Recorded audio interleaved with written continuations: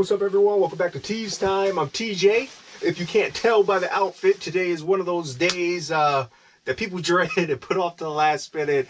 Is degreasing day for the Cummins engines, just so I can figure out like leaks. I'm going to just start from the top, work my way to the bottom. So I have this, and I'd lay down a tarp, some cardboard and stuff. And I got some scrapers. We have all of this stuff right here. We got some scrapers, some degreaser, some gloves, oil resistant. We'll see if we need to get down to that. I do have more gloves over there. A sprayer bottle just to squirt down. And then I have this steam cleaner I've yet to use. Let's hope that works out pretty good. And then just some shop towels. And of course like the drop cloth, goggles. And just make sure you just protect yourself, especially like if you're spraying chemicals and stuff. You don't want to get that stuff in your eyes and your mouth. You don't want to breathe it in. So make sure you have a well-ventilated area. But today we're just going to get into it. I'm going to time-lapse this. If this is something you're interested in watching, like somebody degrease engine, just enjoy the show. I'm going to unbox this steam cleaner and get this all set up. And then while I have that set up, and I believe it takes time for it to heat up, I'm going to just go around and actually get like the tarp stuff laid down and the cardboard and start scraping off like the big chunks before I start spraying like the degreaser and start getting like into it. So the first thing in the order of business, just get all the big chunks, lay down your mats and all that stuff, and take some time and patience, wax on, wax off. So enjoy.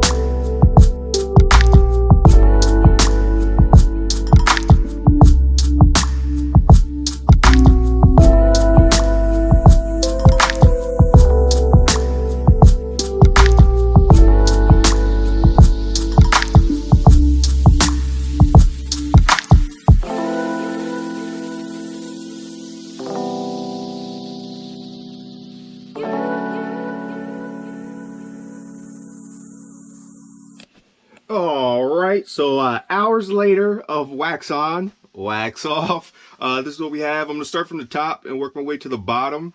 So this is the top of the motor right here. This area right here, all down yonder, was covered with oil and sludge. The suspected leak is coming from the valve or the rocker cover.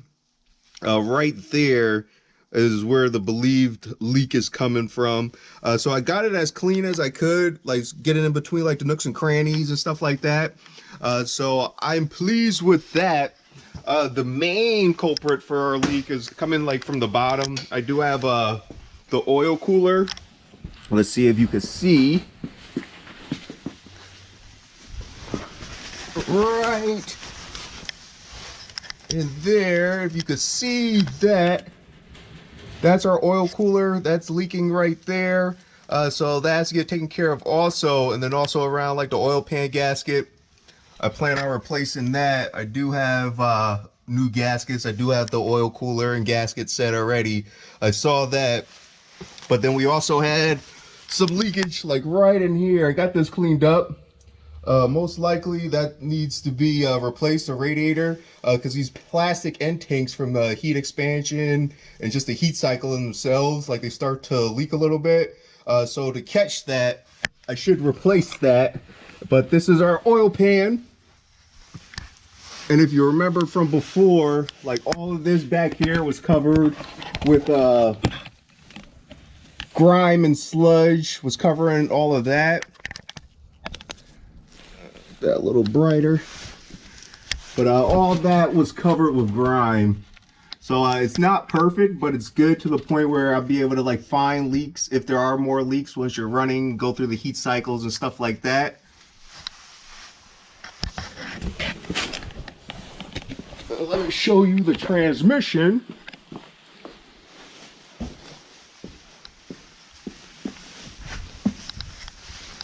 And this is our transmission. This was pretty caked up also around our filter housing. Our hoses, those were all grimed up and everything else like that. And then the rear of the transmission, all of that stuff. So I do have the transmission pan. I have that to be replaced, and I also have the PTO covers with gaskets to be replaced. So like that'll take care of that. But right now I just want to get everything as clean as I possibly could, so that way I'll be able to identify leaks. And then I also, there might be a fuel leak. Like it looks like up in here is like it's real wet, and then they use like some hose clamps. You can see that hose clamps around some of those fittings, even going from the top and on the filter housing itself. Like hose clamps, that's not original, so that was probably leaking before, and they just did like a quick job to replace that. All those lines will get replaced once I do the lift pump install, so that will cover that.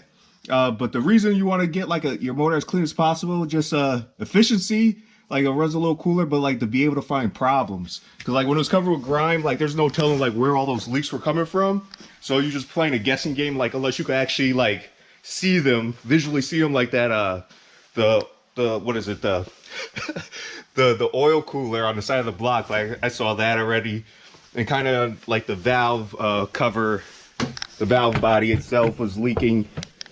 Because like when I installed like these ARP head studs, like I was kind of like in a rush before I moved, so I don't believe I actually changed it. I reused it. Like you shouldn't reuse gaskets, but the technique I used was spray it down with the CRC, and then let it soak in, then spray it again, and then use a brush to rub it in. And then once you rub it in, you just keep that process going. But like in between the process, you would spray it down with water. I was using like a squirt bottle to do that. Like you don't need to do like high pressure or anything like that. But when you are spraying your motor down, make sure you cover up your electronics, and just be careful like around gaskets and seals. You don't want to have like some high pressure water diluting like your fluids and stuff like that. So work at your own risk, disconnect your battery, of course. But like I found that process a lot easier than I was planning on using this. This is a steam cleaner.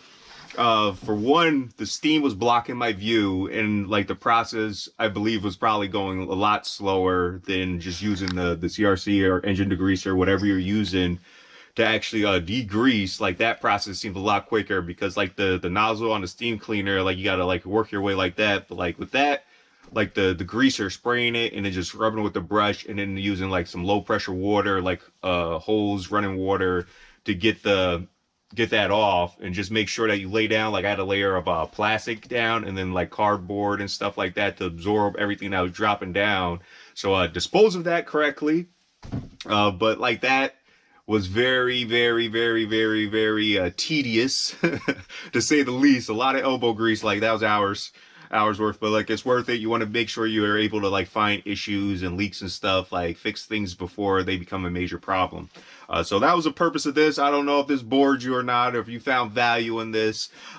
Please do like and subscribe, and if you have any comments or questions or anything like that, just leave it down in the comments. Like I'll give you honest feedback on all this stuff. None of this stuff is sponsored, so like if something wasn't working like it should, like I won't hesitate to let you know. So until the next one, stay cleaner than I am right now, and motivate yourself. Keep it growing. Keep building. Let's make this happen. Peace. TJ.